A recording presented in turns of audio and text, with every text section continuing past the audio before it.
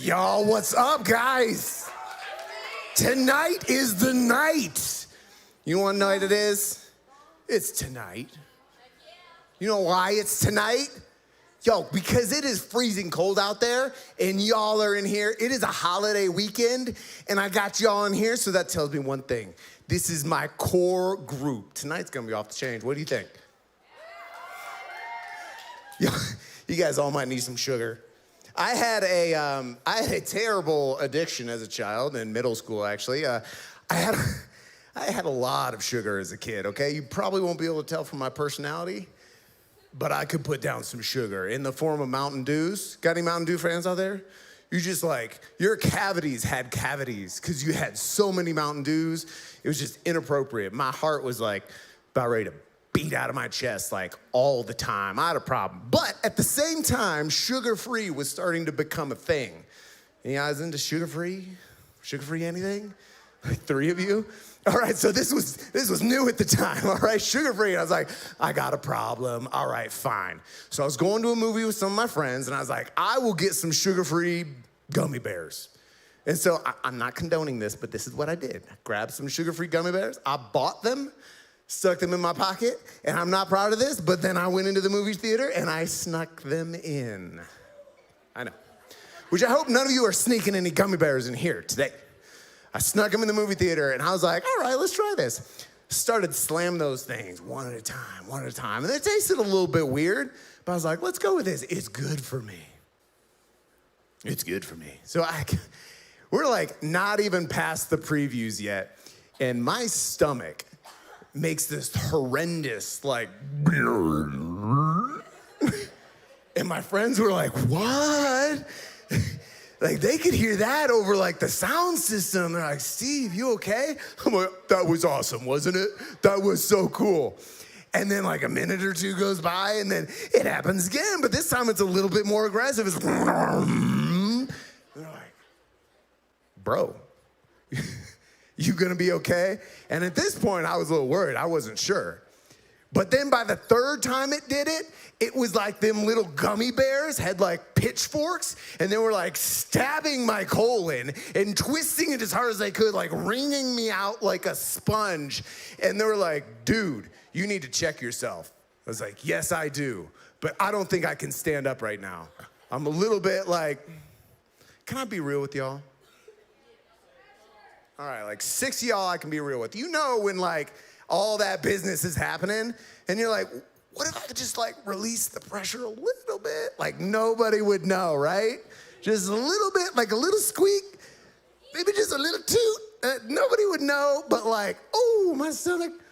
Well, that did not happen. It was not, you could not trust this fart, okay? It was out of control. These gummy bears were like demon little bears with mind bombs, like destroying my intestines. And now I wasn't sure if I could even get out of my chair. This was getting bad. I was like, we got a whole movie to go, and I'm not sure if I can stand up. But I did. Next break, the gummy bears were like, oh, I'm tired. I'm just gonna take a break. I'm like, I'm going to the bathroom. So like a penguin caught on fire. I was like, I was running as fast as I could go to get to that bathroom because I didn't know if I was gonna have another chance. I really thought, I'm like, I'm gonna die here. I'm gonna die in this theater from gummy bears. It's gonna be really tragic. And so I just like slammed in the bathroom. I was like the Kool-Aid man. I just like shot open the door and I got in there. I will spare you some details from here on out, but I'm gonna say it was not pretty. It was loud. I was screaming for a lot of it. It was like, as you do when you're being assaulted, right? Okay? It was brutal, all right? I'm not proud of how I acted, but them bears had to come out, okay? Finally, fast forward to the end, I'm like, okay, we done. I come out, I go over to the sink to wash my hands, and then to my horror, this sweet old lady walks out of the stall next to me. Lady. I'm like, where's the urinals? Oh, there are none. And I just like, don't make eye contact. And she just stared me down. She was like, For good reason, too. It was not a pretty thing that happened right next to her in the female bathroom. What I learned from this whole experience is, one, them bears did not belong in the theater. Snuck them in, right? Shouldn't have done that. The bears definitely didn't belong in my intestines, all right? Unless I was looking for like a laxative that can kill me. And I did not belong in that bathroom. And I want to tell you today that there are some places that you just don't belong. And I wish somebody had told me this way earlier. Where are all my old farts in the room? Your old fart, let's go. You ask any of these old farts in the room, they'd be like, man, I wish somebody would have told me just stop. Like, you don't belong there. You don't have to belong there. Save yourself a ton of time. There are some places that we just don't belong. I'll give you some examples here. Like, you know that friend, they finally get in like that dating relationship. And they're like, oh, yes, I finally have a boyfriend. And they're like, sorry, who are you? And they just gone. They're gone. They're just like, I'm sorry, were we friends? I don't remember. And they got their new thing going on over here. So they're just going to do that and forget you totally exist until like, you know, a few weeks or whatever go on. And they're like, oh, man, we broke up. So can we be friends again? You're like, what? You got that dating relationship. You got like that team that you're a part of. And you're like, man, you got the practices. You got the tournaments. You got the games. You got the lifestyle, the friends, the diet, everything. And we get like over committed to this thing where we find our identity from this function that we're doing until, you know, like maybe you graduate or maybe you get injured and then it just becomes something that you used to do. But then you're just left with like, man, my whole identity was wrapped up in being that player. Baseball, football, basketball, whatever. Chess, I don't know. Is chess still a thing? Is that still a thing? Yes, chess, come on. Or I remember when I graduated from college, this was brutal. Like I got my diploma and I gave him my keys. And I remember it was that instant I was like, oh, I'm gonna go buy my dorm that I lived in for 4 years. Couldn't get in my dorm, my own home, couldn't go there anymore. I didn't belong there anymore. I had to get a visitor pass just to walk through the lobby because they're like, nah, and he's a little bit sketch. I just didn't belong there anymore. And none of these things are like intrinsically bad, okay? Teams, relationship, friends, these are all fine. These are what I would like to call lowercase belonging, okay? Just a little b, like they're good. They're not bad. The problem is when we make those lowercase belongings our highest pursuits. And we expect that we're gonna get our identity from those things. You can waste a lifetime chasing those things because I tell you, life's like a river. It's just gonna keep on flowing. It's gonna keep changing. And then as soon as you get comfortable, there's gonna be a turn. Then there's gonna be a waterfall. And if you get wrapped up in all these other little things to find where you belong, you are gonna get so lost on that river. Uppercase belonging. Things that are gonna way outlast you. Things that are gonna last forever. Your relationship with God, isn't that crazy? You can invest in something now that will last for eternity. So while you might not belong everywhere, with God, you can belong anywhere. Absolutely anywhere. I know some of you are thinking like, it sounds kind of like cheap. Like, you know, just got broken up with, just failed at school. My life's a mess at home. My dog just died. My life is basically a sad country song right now. You're gonna be like, don't worry, dude. Jesus loves you, you're fine. Like, it can sound kind of inauthentic, but that doesn't mean it's not true. It just means that we don't get it. When you get belonging to Jesus as your highest priority in life, it is powerful. It turns everything around. I want to tell you a story about a dude named Joe, okay? Joe, I'm going to be kind of honest. He was kind of a brat. He's kind of a brat growing up. He was daddy's favorite kid. Daddy bought him everything, taking him to the outlets, getting him the new Air Jordans, getting him fancy clothes and coats. And, you know, this wouldn't be terrible, but like the rest of his brothers got nothing. They were going to like Goodwill, scrounging for what's left, getting hand-me-downs. And this really wasn't the worst part about Joe, okay? Because Joe would have these dreams, and he'd have to tell all of his brothers about his dreams. He's like, hey guys, one day you're all gonna be sitting at my feet, like worshiping me, bowing down and like kissing my feet. And Joe had a little humility issue going on here.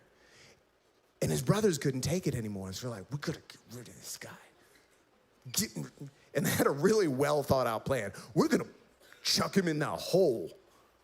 Really thought this through. You know, put him in that hole and leave him there. They're like, okay, fine, that wasn't a great plan. Maybe we'll sell him. Let's sell him. So they sold their brother Joe.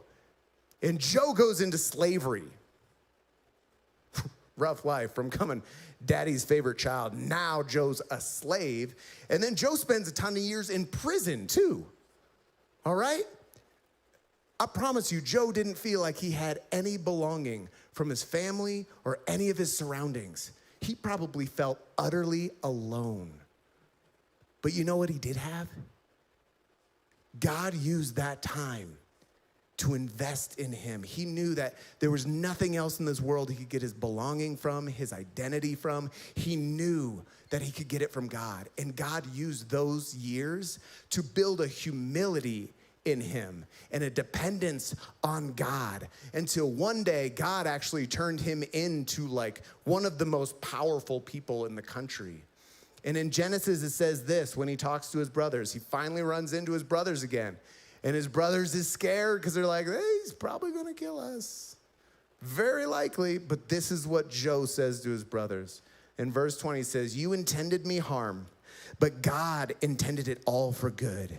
He brought me to this position so I could save the lives of many people. So no, don't be afraid. I will continue to take care of you and your children.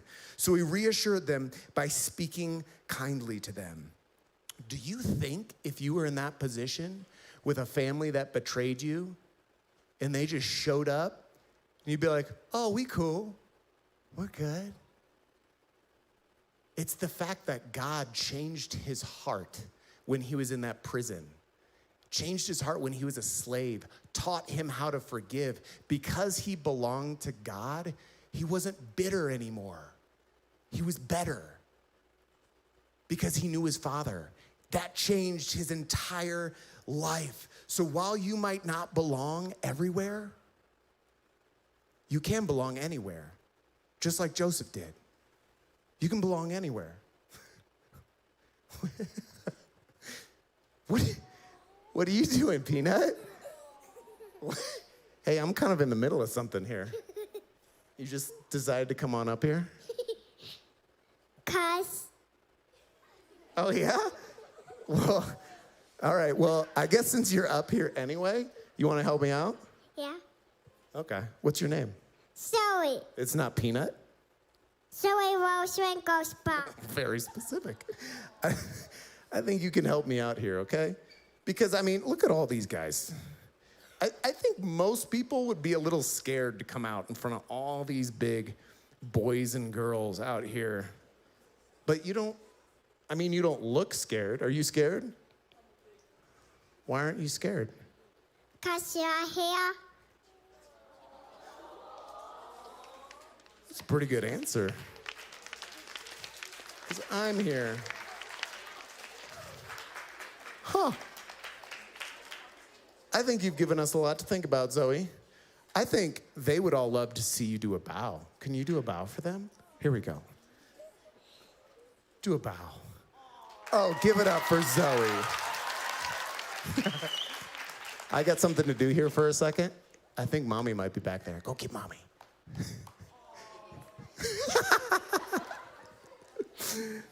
You know, they say that more people are scared of a stage than they are of their own death.